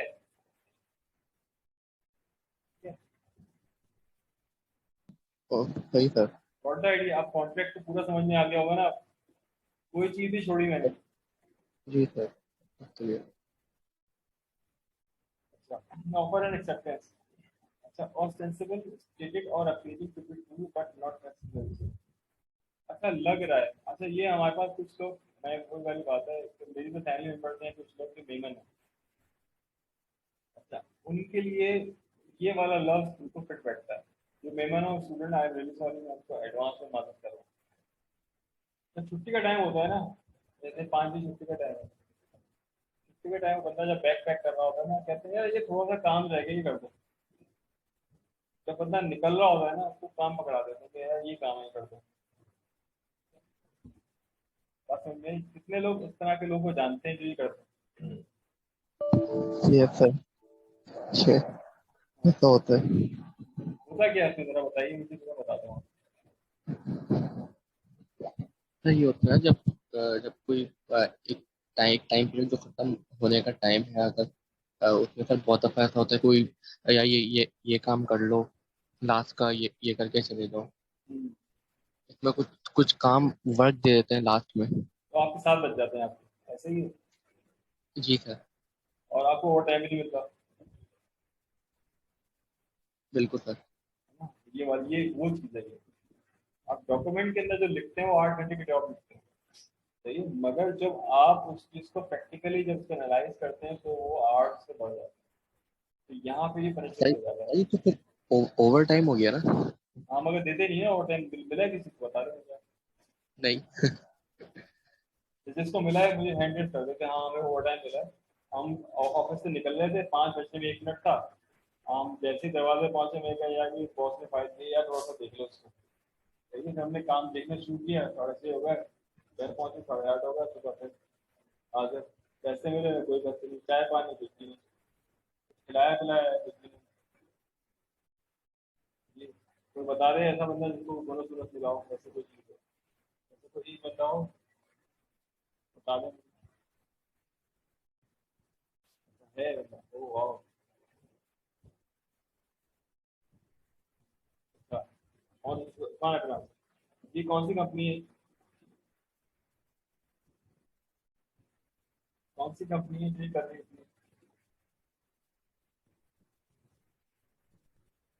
उस्मान कुछ कह रहे थे आप, कौन है अपना? ऐसी कंपनी है कोई जो जिसमें जिसने आपने और आपने काम किया हो, उन्हें कहा कि कर दो आप पैसे मिले?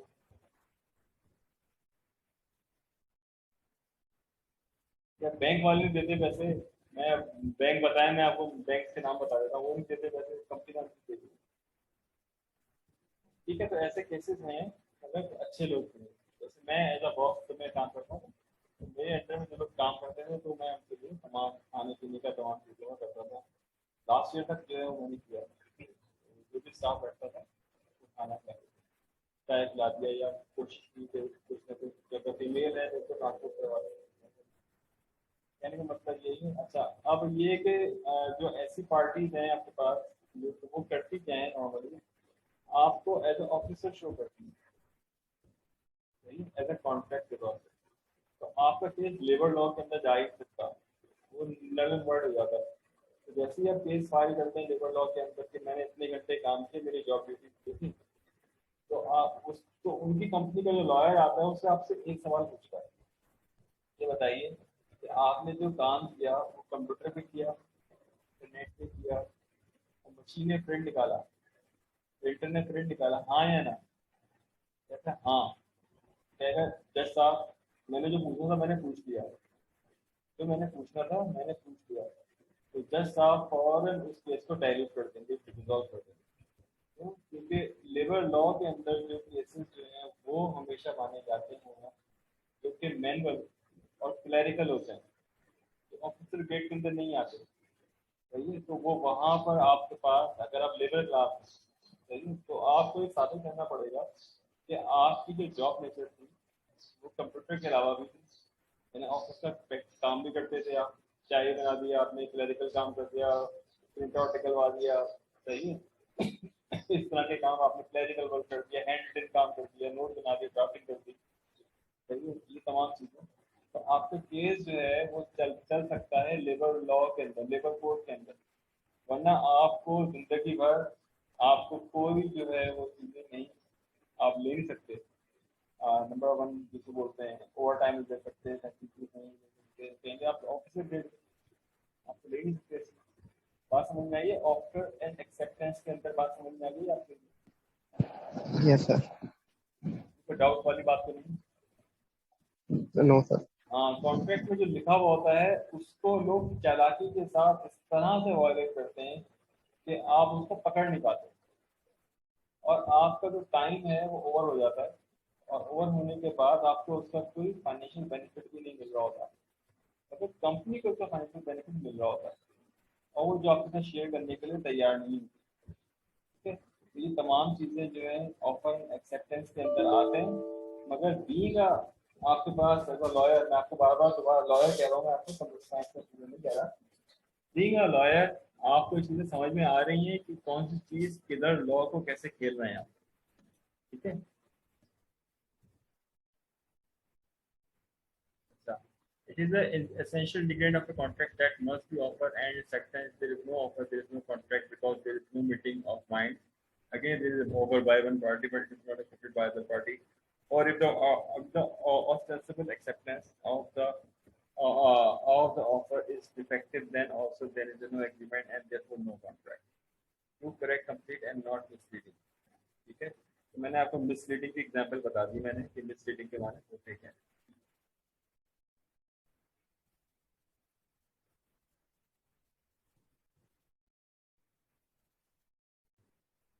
Offer and acceptance too.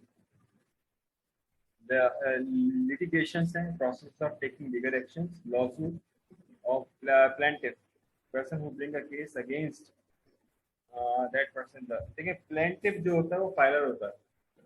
Plaintiff के माने ये जो फाइलर है कि अगर आपने कंपनी के खिलाफ केस किया है तो आप प्लेंटिफ हैं, और कंपनी जो डिफेंडेंट है, कंपनी क्या है, डिफेंडेंट है, डिफेंड कर रही हो अपने आप को।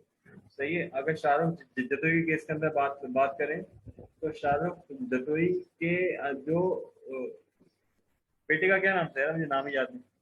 तो वो जो जो कत्ल हुआ बच्चा, वो तो क्या नाम शाहजेब। था? शाहजेब। तो शाहजेब जो है, उसके वालिद जिन्होंने केस फाइल किया वो प्लेंटिफ कहलाएंगे, और जो शाहरुख जतोई है वो कहलाएगा डिपेंडेंट। समझ में आ गई टेक्निकल बात? Yes sir. समझ में आ गई? प्लेंटिफ और डिपेंडेंट दो अलग अलग लोग होते हैं। लिटिगेशंस के माने a process of taken legal actions. Legal action जब आप लेते हैं किसी के खिलाफ, दैट इज कॉल्ड लिटिगेशन। तो कहते हैं litigation. Law suit, law suit के माने आप कोई एक्शन लेने जा रहे हैं किसी बंदे के खिलाफ, तो लिटिगेशन कहते हैं। The proposition may appear to be elementary. A large bulk of commercial litigation, however, requires the parties to deal with the basic questions, which are whether there has been an offer at all in all particular case, or whether there is something less than or an offer. If there is an acceptance, there is the proper form. Where there has been an acceptance of the offer, whether the acceptance has been communicated to the offer, to the offerer. अच्छा भाई, अगर मैं ये काम करूं कि offer letter निकाल कर स्टील मिल से, और मैं स्टैम्प लगा के जाली, तो ये किसी को जो है मैं कह दूं कि भाई आपकी जॉब स्टील मिल में करवा रहा हूँ मैं, ये पड़ा है ऑफर लेटर, और आप मुझे इतने लाख दे दें, तो बताइए कि क्या क्या केस क्या बनेगा, लिटिगेशन क्या होगी? Sir, can you repeat that question? आपके पास कुछ जो है लेटर हेड मिल गया आपको स्टील मिल के, कुछ लेटर हेड मिल गए आपको सिंध गवर्नमेंट के। अगर आपने उस पर जो है उसने कहा कि मैं आपकी जॉब करवा रहा हूँ, और आपने लोगों से पैसे पकड़ के वो ऑफर लेटर लोगों को दे दिए, तो बताइए कि लिटिगेशन क्या होगा?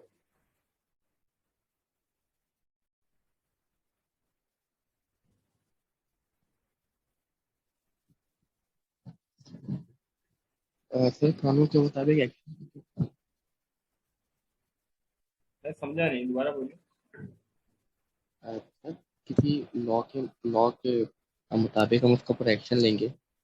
एक्शन क्या होगा?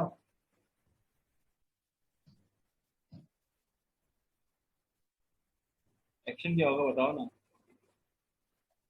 चलो मैं एक केस ओपन करता हूँ, सबर करो एक मिनट।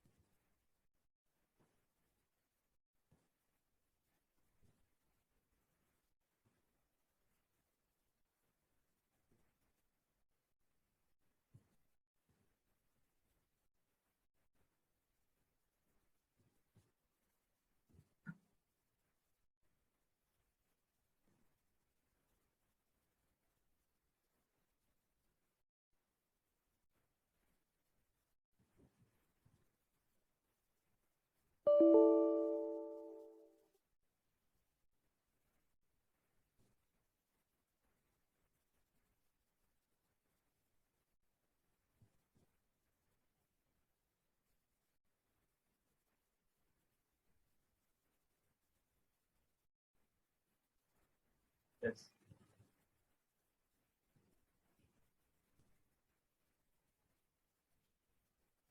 जी। ये आपको सीधे हाथ पे एक डायग्राम, एक पिक्चर दिख रही है, ये वाली पिक्चर दिख रही है आपको? Yes sir.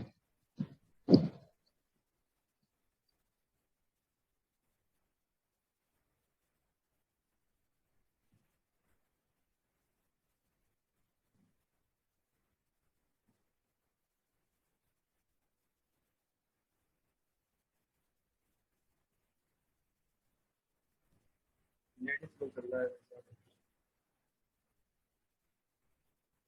यस, ये बताइए जरा क्या केस बनता है।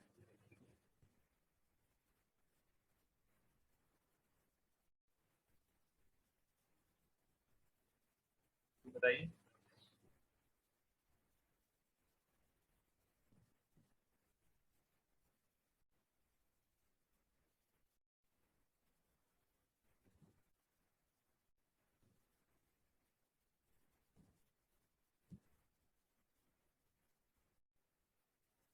बताइए क्या केस बनता है।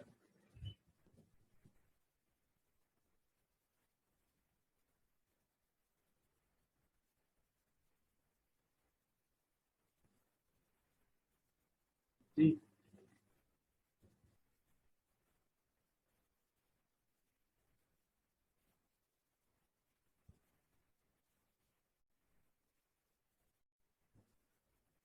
तो फिर उसका अरे वाह, जबरदस्त। जी। देखिए इसमें फ्रॉड का केस बनता है ये, सही है। इसमें इम्पर्सनेट का केस बनता है, जो आप हैं नहीं और आप वो बना रहे हैं, क्योंकि ये बंदा जो है वो आर्मी में था ही नहीं। सही है। और इसने जो है फिर जाहिर सी बात है कि कहीं ना कहीं से जो है इसने यूनिफॉर्म ली, और यूनिफॉर्म जहाँ से भी ली उस पर यूनिफॉर्म चोरी का दूसरा मुकदमा लगेगा कि यूनिफॉर्म ली किससे। सही है। फिर आपका जो कैप ली उसका मुकदमा, तो आपका डिफरेंट इस पे जो बनेंगे ना केसेस, तो लंबे केसेस बन जाएंगे इसमें बहुत ज़्यादा। फिर ये बाहर आना मुश्किल हो जाएगा। कहने का मतलब ये है कि जो फेक जो है आपके पास ये तमाम चीज़ें इसमें काम हो रही होगी, कि आप कोई केस ऐसा ना करें। ये बंदा जो है फेक, इसने किसी का यूनिफॉर्म लिया और ये चला गया पापा मेडिकल यूनिवर्सिटी रावलपिंडी के अंदर, और वहाँ जाकर ये बाकायदा इसने स्पीच दी है। स्पीच देने के बाद फोटो खिंचवाए, फोटो खिंचवाने के बाद जो है फिर जब उनको पता लगा कि, और जाहिर सी बात है कंफर्मेशन होती है कि किसने अलाउ किया है इस बंदे को कि ये विदाउट एनी परमिशन जो है वो जीएचयू किसी सिविल एरिया के अंदर चलाए। किसने परमिशन दी? किसने परमिशन नहीं दी थी? किसी ने परमिशन नहीं दी तो क्या हुआ? जाहिर सी बात है हवाला। कहने का मेरा मतलब ये है कि देयर आर न्यूमरस केस, ऐसा कोई काम जो है वो फ्रॉड के जिम्मे में आता है, 420 के जिम्मे में आता है। तो ये तमाम चीज़ें इसमें काम होती है। ठीक है। तो आपका वो वाला जो केस मैंने सवाल पूछा था आपको, यहाँ पर वो केस भी इसी में आ रहा होगा। ठीक है, फ्रॉड के जिम्मे में आ रहा होगा। सर जो एक्शन एक्शन लेंगे वो फेक मतलब फेक कैप्टन का ही हम एक्शन लेंगे ना, लीगल भाई ये जो इसको अरेस्ट करेगी ना, लिटिगेशन। इसको अरेस्ट करेगी, वो करेगी military police. Military police charge लगाएगी इस पे। मिलिट्री पुलिस जो है उनके लॉयर होते हैं आर्मी के, तो उसको अरेस्ट करेगी। अरेस्ट करने के बाद पूछेगी सारा तमाम चीज़ें करने के बाद वो बोलेगी ये वर्दी कहाँ से है। वो बताएगा मैंने वर्दी चुराई है। कहाँ से चुराई? तो अब वो जहाँ से चुराई है उसने क्या उस बंदे ने एफआईआर कटवाई है? अगर उस बंदे ने एफआईआर कटवाई है तो वो बच गया। अगर उसने एफआईआर नहीं कटवाई है तो उसका मतलब ये कि उसको भी इंटरोगेशन में लेंगे। तो उससे पूछेंगे भाई तुम्हारा ताल्लुक क्या है इसके साथ। एक पूरा केस प्रोसेस चलेगा, और प्रोसेस करने के बाद यदि केस जाएगा, और जाने के बाद समझ लीजिए ये एक अजीब अजाब में आ जाएगा, मुश्किल हो जाएगा ये। सही है। फिर वो एक अजीब ही ये प्रॉब्लम। तो हाँ, बहुत सीरियस केस होता है, क्राइम होता है ये। सर जो प्लेंटिफ क्या होगा, मिलिट्री? दोबारा बोले। ऐसे प्लेंटिफ क्या होगा, मिलिट्री? मिलिट्री पुलिस का जो है वो सूबेदार लेवल का बंदा जो केस फाइल करेगा। सही। सही। और उसके बाद जो है ना इसकी जान छुड़ानी हो जाएगी इसे, तो बहुत मसले में आ जाएगा, ये ठीक ठाक प्रॉब्लम में आ जाएगा। अच्छा, तुम्हारा टर्मिनेशन ऑफर। अच्छा, टर्मिनेशन ऑफर जो है, अगर आपके पास कोई बंदा सही काम नहीं कर रहा तो आप उसको वार्निंग लेटर 1, वार्निंग लेटर 2 या 2 जरूर दें, और देने के बाद जो है उससे कॉन्सेंट लें। अगर वो बीमार है तो आपको लीव दे दें कि छुट्टियाँ दे दे, वैसा भी करो, छुट्टियाँ ले लो उसके बाद आ जाना। तो कहने का मतलब ये देयर आर डिफरेंट वेज। अगर एकदम टर्मिनेट करना विदाउट एनी रीजन, इस पर आप फंस जाओगे, ऐसा कोई काम नहीं करना। सही। तो सम parties will indicate that their statement or document do not constitute example state agent, their particular do not form nor constitute any part of an offer or contract of forces. Until an offer is accepted, it creates no legal right and it may be terminated at any time.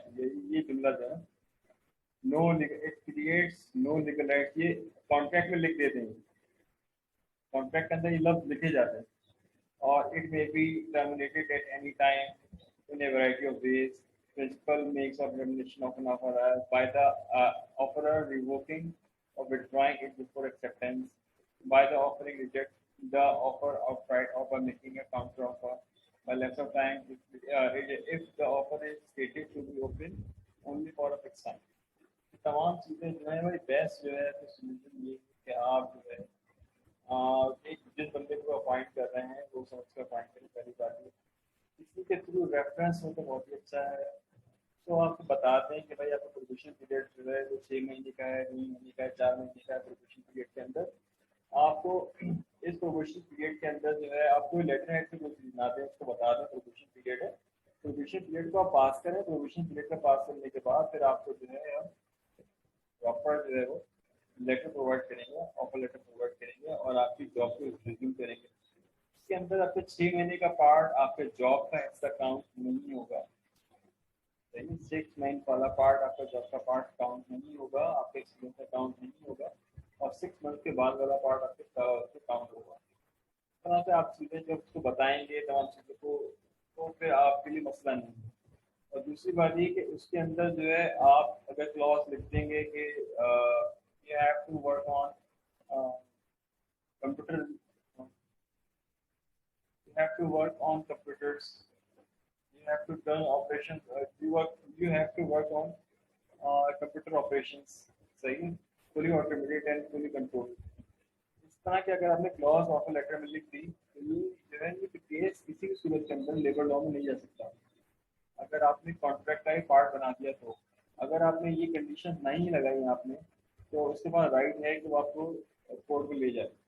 सही, इसी वजह से कहा जाता है कि companies जो है उनके लिए सबसे खतरनाक लोग होते हैं लोअर तबका होता है। लोअर तबके के माने सिक्योरिटी गार्ड, माली, बढ़ई, सही में क्लर्क, ये यूनियन के लोग हो गए, ये सारे 14 ग्रेड के लोग, 15 ग्रेड के लोग, ये सारे लोग बड़ा खतरनाक माने जाते हैं, तो कंपनी को हिला देते, ये इस वजह से होता है। ठीक है बेटा, तो मैंने आपको बता दी चीजें। कंस्टिट्यूट जो है टू फॉर्म और मेक समथिंग, कॉन्स्टिट्यूट के माने टू फॉर्म और लेकिन इसको बनाना कॉन्स्टिट्यूट कहलाता है।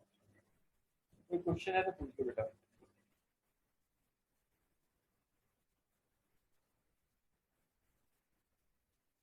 एक्सक्यूज मी सर, तो ये जो बी पार्ट है इसका by the offer rejecting the offer outright और by making a counter offer, इसका मतलब ये टर्मिनेट कैसे करता है इनिशियल ऑफर को? By offering rejecting the offer outright और by making a counter offer.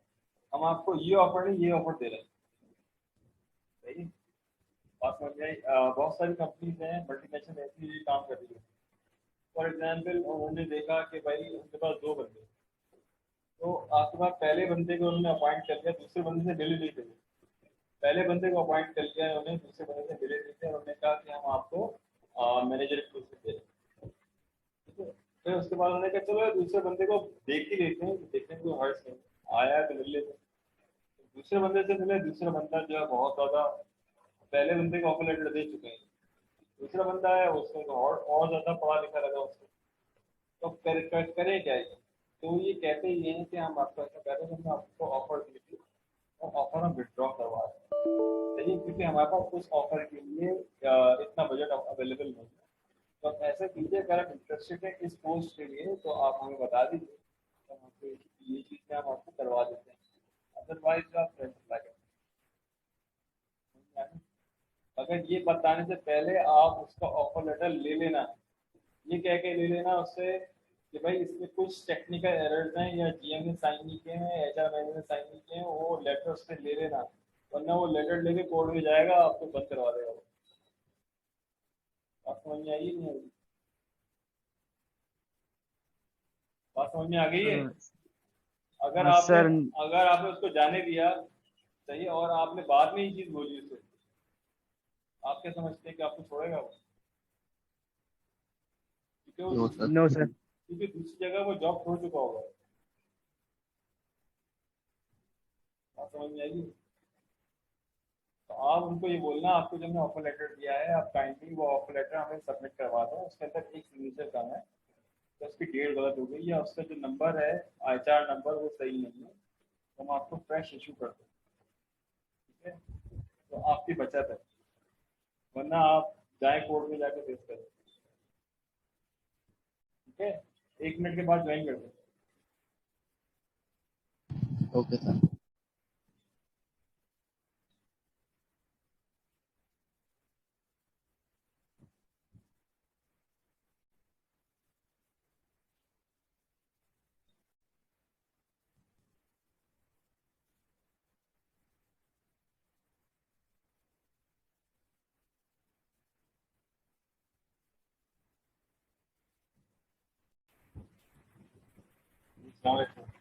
और समझ में आ गई, चलें आगे, और कोई क्वेश्चन तो नहीं है?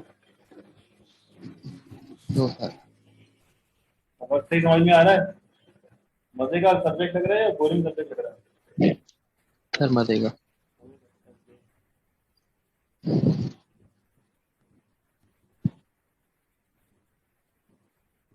क्वालिटी ऑफ एक्सेप्टेंस, इसको कहते हैं कंडीशन ऑफ, जो आपने सवाल पूछा था क्लास छोड़ने से पहले, कौन सा आपने सवाल पूछा था इसका कोई साफ थे ना, जो सवाल पूछा था मुझसे क्लास शुरू हुई थी जब, condition of, condition acceptance. Yes sir, वो मैंने बात पूछी थी। बताइए आपको वो सवाल आ गया। If accepted must be accepted along with all the conditions. Acceptance of an offer must be absolute and must correspond with the terms of the offer. This rule of the basic opinion demise and does not always afford with the realities of complex business contract regulation today, such as series of proposals, counter proposals, withdrawals, variations, qualifications, before agreement or otherwise is used. When parties carry on lengthy negotiation, it's very hard to say exactly when an offer has been made and accepted. अच्छा, आपने अगर किसी को join करवा लिया और आपको अंदाजा हुआ बाद में कि ये बंदा सही नहीं है, सही है, तो आपके लिए जरूरी है कि उस लेटर हेड पे साइन, ऑफर लेटर पे साइन आप ना करें, आपके एचआर के बंदे नहीं, और उनको ऑफिस असिस्टेंट हो, सही है, तो आपके लिए कंडीशन जो है वो क्या बनती है कि आपको ट्रांसफर कर दें, हटा दें या फिर ऐसा कुछ कर दें, इसको बोगस करार दे दें। मगर ये कि अगर आप ऐसा काम नहीं करते तो आप फंस जाए। पॉलिटिकल एक्सेप्टेंस के माने ये है कि आप कोई गलत काम कर गए, गलत बंदे को अपॉइंट कर दिया, अब आपको डाउट है कि ये बंदा आपके लिए मसले खड़ा कर देगा सीरियस, सही, तो अब आप चाह ये रहे, ये जो आपने प्रपोजल दिया है या आपने जो ऑफर दी है इसको विड्रॉ करवाना चाह रहे हैं, तो सबसे बेस्ट पाकिस्तान का जो करते हैं, जो जिस बंदे ने इशू किया होता है उसको हटा देते हैं, उसको हटा देते हैं, तो ऐसी बात है कि लीगल कोई ऐसा वो रहता नहीं, पॉइंट ऐसा रहता नहीं है। नंबर 2, स्टैम्प जो है वो देते नहीं है, कहते हैं तो आपका असल में प्रोबेशन पीरियड है तो हम स्टैम्प लगा के देते नहीं, एक लेटर लिख देते हैं कि आपको इस सर्विस इस पैसों पे अपॉइंट किया जा रहा है फॉर प्रोबेशन पीरियड इतने मंथ्स के लिए, बस ये है। तो अगर कोई ऐसा डाउट निकलता है बाद में तो आप उसको हटा सकते हैं। तो यहाँ पर भी यही है कि proposal, counter proposal, withdrawal, validation, variation, qualification before agreement, otherwise means when parties carry on lengthy negotiations, it's hard to say exactly when an offer is made and accepted. तो ये अगर आपके पास lengthy negotiations हैं हमारे पास, उसका आप बता नहीं सकते, लेकिन मैं आपको एग्जाम्पल देता हूँ, जैसे कि आपके पास एक मिनट बताता हूँ।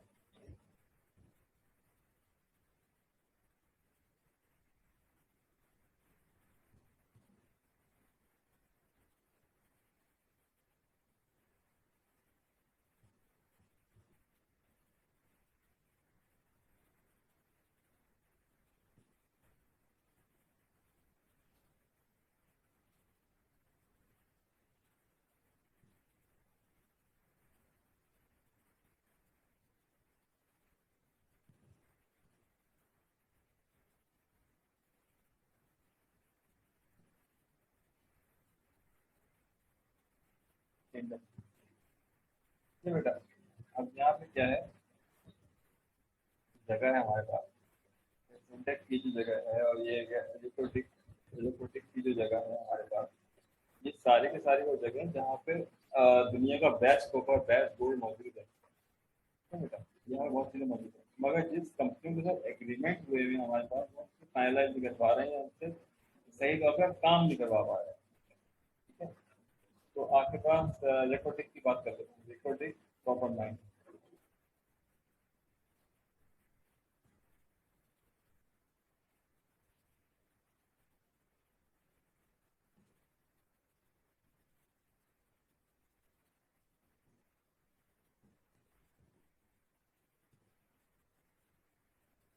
ओके, इसमें लॉन्ग टर्म नेगोशिएशन हमारे पास, और लॉन्ग टर्म नेगोशिएशन में ये बड़ा मसला है इसमें। तो कॉपर इसमें क्या है, government of Pakistan and the Italian copper company over breach of Australia Pakistan bilateral investment BIT illegal denial of missing right of PCC at the Liquidic mine in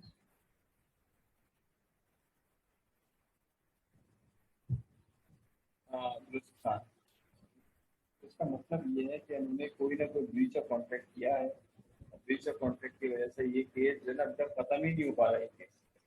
सही, तो इसके अंदर क्या है, लीगल रिसोर्सेज आ गए, रेफरेंसेस आ गए। By preparing the Secretary Aviation reported committee by Deputy Planning Commission as produced by the company.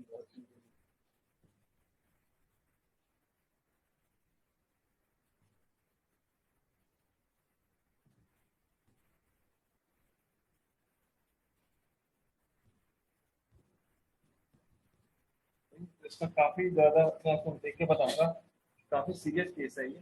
Serious case का मतलब ये कि काफी ज्यादा पैसा इन्वॉल्व है इसके अंदर, रिकॉर्डिंग के अंदर, और पैसे के अगेंस्ट के अंदर आप जो है वो रॉयल्टी जो मांग रहे हैं। बेटा, मैं जब आपकी उम्र में था जब चल रहा है ये चीज रिकॉर्डिंग का, 1993। सही, तो ये केस चल ही रहा है अभी तक। इसमें क्या है, while the government had remaining 24% share on a joint investment basis, 2% royalty payment. After 2000, BHP handed over a publication to a little unknown Australian company, Lincoln Resources, which is acquired by BHP in 2006. तो आपके पास 75% जो है interest, ये है S agreement BHP को four 75% है, यानी कि कोई पागल ही होगा जो आपके पास गोल्ड माइन का 75% किसी बाहर की कंपनी को दे रहा हो, और 25% जो है हमारे पास गवर्नमेंट ऑफ पाकिस्तान के पास आए, और 2% जो है आपको रॉयल्टी मिली। आप मुझे बताएं, एक समझ में बात आ रही है? बताएं आप मुझे। Excuse me sir. जी, सर वो जो जो आप बात कर रहे थे माइनिंग की जो लोकेशन, वो किस में कहाँ पे थी मतलब? दोबारा बोलिए। सर आपने कहा ये एक जॉइंट वेंचर था माइनिंग से रिलेटेड, तो माइनिंग से बलूचिस्तान की किसी जगह पे थी? ये आपका सेंटेक का इलाका है। सेंटेक और रिकोटिक करीब करीब, मैंने आपको अभी मैप तो दिखाया। सेंटेक के अंदर दुनिया के सबसे बड़े सोने के, कॉपर के, आपके प्लाटिनियम के जखायर मौजूद हैं, दुनिया के सबसे बड़े। सही है। यानी बलूचिस्तान में? और सिंध के अंदर जो आपको कोयले के दुनिया के सबसे बड़े जखायर मौजूद है, कोयला, हीरा। Okay sir. सही है। अब जो कंपनीज को दिया गया है उनसे कमीशन लेकर 75% उनके हवाले किया जा रहा है, 25% पाकिस्तान गवर्नमेंट के पास, और 2% रॉयल्टी। आप मुझे ये बताइए, ये एग्रीमेंट आपको समझ में आ रहा है? Well, sir, the agreement seems a little unbiased. Sorry, biased. बाईस, Biased. Yes yes. तो ये चलना चाहिए, नहीं चलना चाहिए? It should have been equal partnership. इसके अंदर एक बात है, ये केस जो है ये चल रहा है, अभी तक सेटलमेंट नहीं हुआ इसका।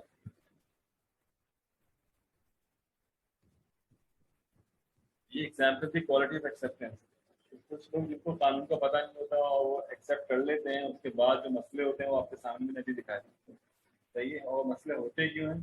तो पैसे ले लेते हैं, तो पैसे लेकर एग्रीमेंट साइन करवा लेते हैं, उसके बाद वो कंपनी जो है डिजॉल्व हो जाती है। तो कहने का सिर्फ मेरा यही मकसद है कि आपके पास कोई भी एग्रीमेंट करें, पहले आप ये देख लीजिए कि वो कंपनी को कितने % आप दे सकते हैं। ये ज़मीन आपकी, तमाम चीज़ें आपकी, हर चीज़ वो आपके पास रात दिन जो है वो सोना निकाल निकाल के बेचें, आप क्या उखाड़ लेंगे उसका बता दें, हम कुछ कर सकते हैं, हम कुछ नहीं कर सकते, क्योंकि आपने एग्रीमेंट साइन किया हुआ है। तो कंडीशनल एग्रीमेंट आप रखें कि आप पहले निकालना शुरू करें, हम देखते हैं कि किस हिसाब से क्या रेट है सोने का निकलने का, अगर वो रेट जो है उसको देखने के बाद हम रेट डिसाइड करेंगे, जैसे इंडिया करता है। सही है कि आपको कोई फाइनल, जैसे बोलते हैं ना, कोई भी फाइनल एग्रीमेंट नहीं करता है, तो कहते हैं हम पहले चेक करते हैं कि कितनी क्वांटिटी के अंदर गोल्ड मौजूद है, उसके बाद हम फैसला करते हैं आगे आप कुछ तो करें, ट्राई तो करें। तो एक प्रीलिमिनरी एग्रीमेंट करते हैं जिसमें उनको पकड़ा देते हैं, उसका मेनताना वगैरह पकड़ा, लेबर पकड़ा देते हैं, उसमें क्या आप देखें उसको कंडीशनल ऑफर दे देते हैं, हिंदी में लिखा हुआ है यहाँ देखिए। कंपनी के हाथ में कुछ नहीं होगा, कंपनी कहती है मैं निकाल के दूंगी तो मुझे कॉन्ट्रैक्ट मिलेगा। अब कॉन्ट्रैक्ट कितने परसेंट का मिलेगा वो कंपनी को भी नहीं पता होता, वो पता होता है आपको। सही है? तो ऐसा कोई काम ना करें जिसमें आप बाद में रोएं या आप पे केस करें। Consideration 1. Consideration, as we learned, it's simply something of value exchange between the parties to a contract with qualified consideration. It must be legal sufficient or bargain. That is, the value of a promisor places on consideration must be on the same value of the promises places in performance of the contract term. If you illustrate, this is the Jamal. Promisor offer of Nadia, promisor $200 to repair her bathroom tub, and Nadia accepts $200 in consideration the value for the repair performance. जरा बताइए इसमें क्या बताया जा रहा है?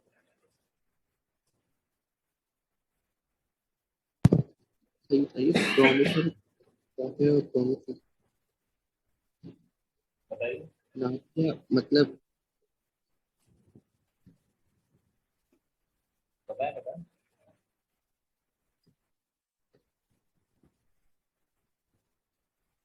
Excuse me, sir. It means that the money offered for to perform the task must be equal to the value of that should be provided for the task.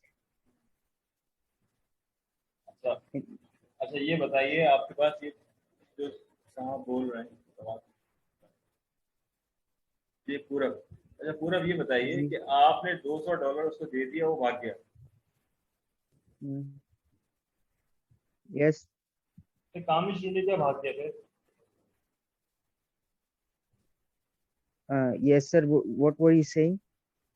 आपने $200 दिए प्लम्बर को कि आपका वॉशरूम फिक्स जी। कर दे, उसने कहा $200 Yes, दें sir. आप मुझे, मुझे सामान खरीदना है, ये खरीदना है, वो खरीदना है, आपने $200 उसको दिए, वो भाग गया वो,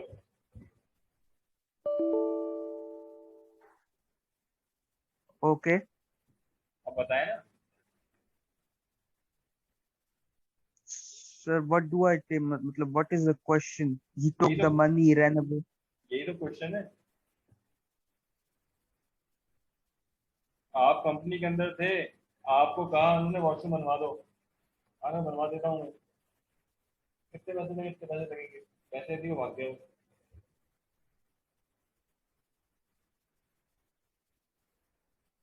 Sir, अब तो बताएं। सर पहले काम करवाएंगे हम। वो भाग गया ना, वो यही तो बता रहा हूँ मैं। आपने पैसे दिए, उसने कहा मुझे कमोड लेके आना है, टाइल्स लेके आना है, पाइप लेके आना है, सीमेंट लेके आना है, बत्ती लेके आनी है, सही है, पूरा हमारे शरीफ इंसान।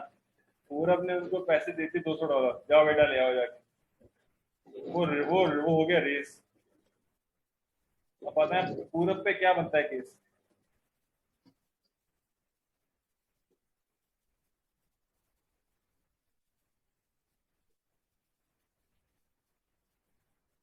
कुछ जमा बनना पड़ेगा, अरे वाह जबरदस्त। जी पूरा बताइए मुझे। well, sir, I don't know. आप बताएं ना, आप तो बड़ी पोजीशन पे थे।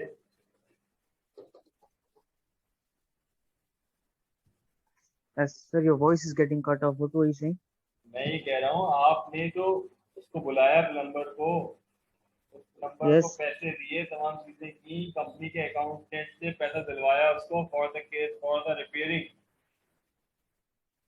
सही है, उसने वो तमाम चीजें अकाउंट पे रिफ्लेक्ट की। Yes, आपके yes. पास तमाम चीजें हुई उसके अंदर और वो भाग गया वो। अब कंपनी आपके खिलाफ चार्जशीट तैयार करे या ना करे?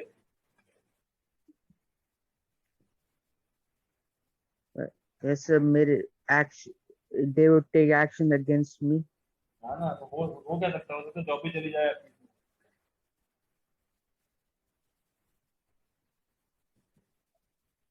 Yes, sir. It would be, there would be penalty for it. ये तो बता रहा हूँ आपके पास। और दूसरी बात, ये फ्रॉड का इल्जाम या गबन का इल्जाम भी लग सकता है आप पे। पॉइंट मेरा बार बार यही है कि आप कोई भी काम करें दिमाग खोल के समझ के, जिसको जानते हो आप उससे काम करवाएं। इसके अंदर कोई नए बंदे को इंक्लूड ना करें, उससे रेफरेंस ले लें। सही है, आप उसको पैसे ना पकड़ाएं डायरेक्ट आप सामान खुद पढ़वा लें। आप कहें पहले डिलीवरी दोगे तो पैसा मिलेगा। अगर आपने अपने कॉन्ट्रैक्टर को कहा है कि भाई हमें इस कलर का जो है कमोड चाहिए, इतने हमें टाइल्स चाहिए, इतना हमें, उससे रिक्वायरमेंट ले लें पहले, तो आपको आइडिया हो जाएगा कि ये बंदा, इसको काम आता है या नहीं आता। तो कहेगा ये चीजें चाहिए, वो सारी चीजें आप कह रहे हैं हमारा अपना कॉन्ट्रैक्टर प्रोक्योरमेंट डिपार्टमेंट है हमारे पास, वो देगा। प्रोक्योरमेंट वाला की ड्यूटी लगा दो, वो खरीद के लेके आए, लाने के बाद वो खुद पे करेगा, उसको खुद बिल बनाएगा और खुद उसको वो करवाएगा, रिइंबर्स करवाएगा। तो तमाम चीजें वो खुद करेगा वो। और जब सामान ला के दे देगा उनको, बोले चल भाई तो शुरू हो जाओ। और इसको आप मेरी मजदूरी दे नहीं रहे, जब तक ये काम कंप्लीट नहीं करेगा आपको पैसा नहीं मिलेगा। ठीक है, पूरा समझ में आया? So, sir, what you're saying is due diligence. Yes. Okay, sir. जैसा आपको समझ में आया सर कि कानून से कैसे खेलते हैं लोग। सर ये बेटर बेटर नहीं है कि हम प्लम्बर से वो चीज़ें मंगाए क्योंकि कुछ पता नहीं है, तो बेटर नहीं है कि वही सामान हम जाके लेना तो भाई बाद में। अब अपना प्रोक्योरमेंट का बंदा साथ भेजे ना, उसके साथ पैसा प्रोक्योरमेंट के पास हो, उस बंदे की जेब में ना हो पैसा। ये तो बता रहा हूँ मैं। आपकी कंपनी का प्रोक्योरमेंट ऑफिसर तो होगा जो सामान खरीदता होगा, यस सर, तो वो चला जाएगा तो मसला होगा क्या? ये भी सही है कि वो चले जाए। हाँ, तो वो साथ में जाएगा, साथ में सामान लेके आएगा, उस बंदे को भी साथ लेके आएगा, चल मेरे भाई काम कर। तो वो जब ही काम करवाएंगे तो वो बंदा भाग नहीं सकता दूसरा आदमी। बात समझ में आ रही है आपको? Yes sir.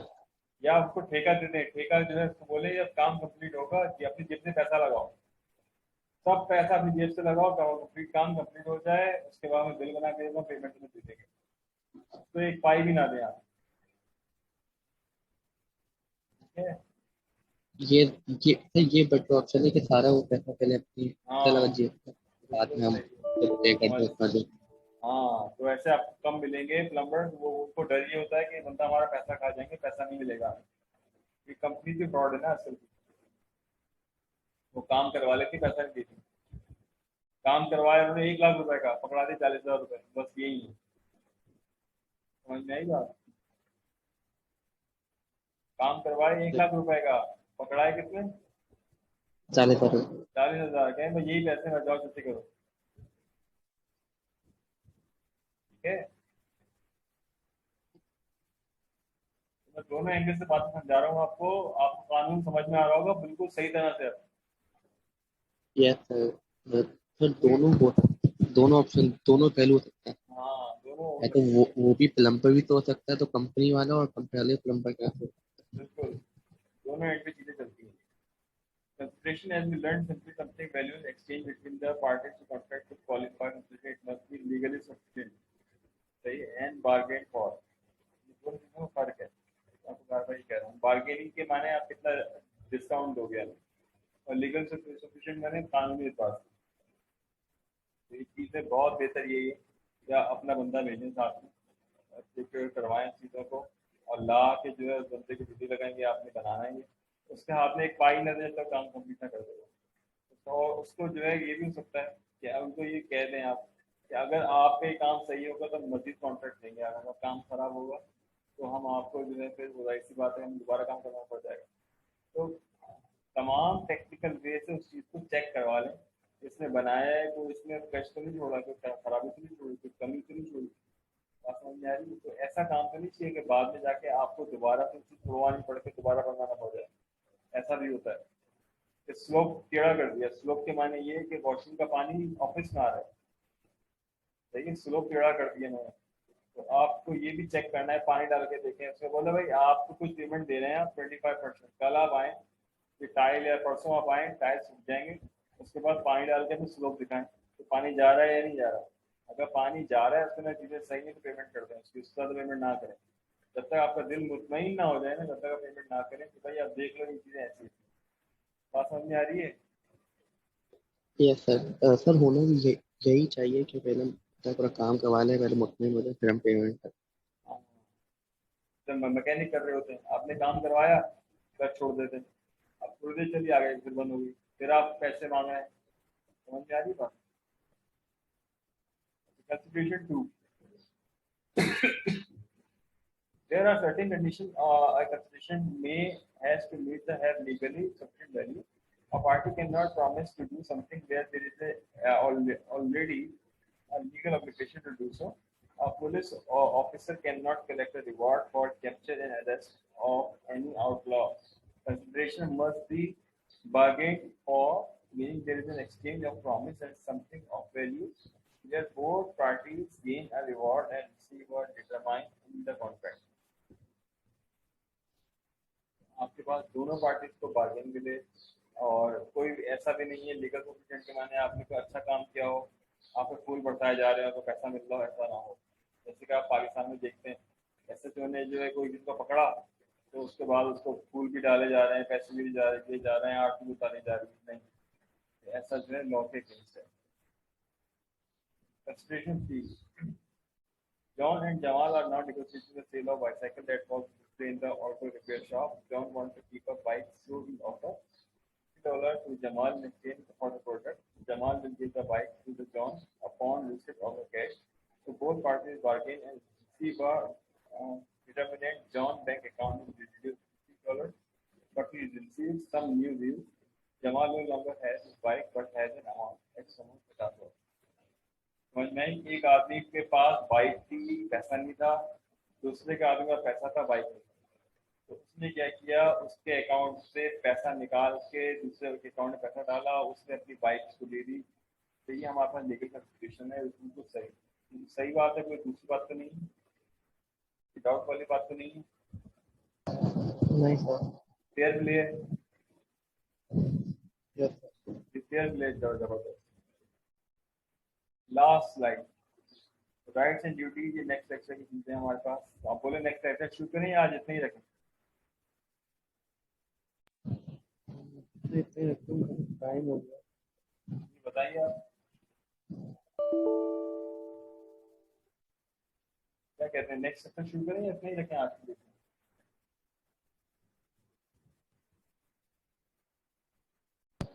सर इतना ही रखते हैं।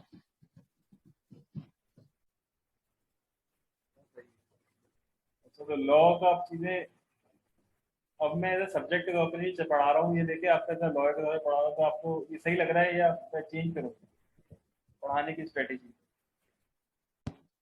नहीं सर, यही सही है। बेस्ट है ना? जो जो भी कुछ राइट्स हैं और जो लॉ के मुताबिक है, वही सही लग रहा है। चलो इसको इतना ही रखते हैं। अटेंडेंस आप मार्क कर दीजिएगा इसको, मैंने आप चीज़ें आपको भेज दी, और इंशाल्लाह फिर कल क्लास के अंदर आप मुझे प्लीज़ मुझे रिमाइंड करवा देगा, मुझे आपको क्वेश्चन आंसर देने इस चीज़ के मैं दे ही पा रहा हूँ। ठीक है, तो मैं आपको क्वेश्चन आंसर आपको देता हूँ। ठीक है बेटा, चलो thank you so very much. अल्लाह हाफिज़। ओके सर, अल्लाह।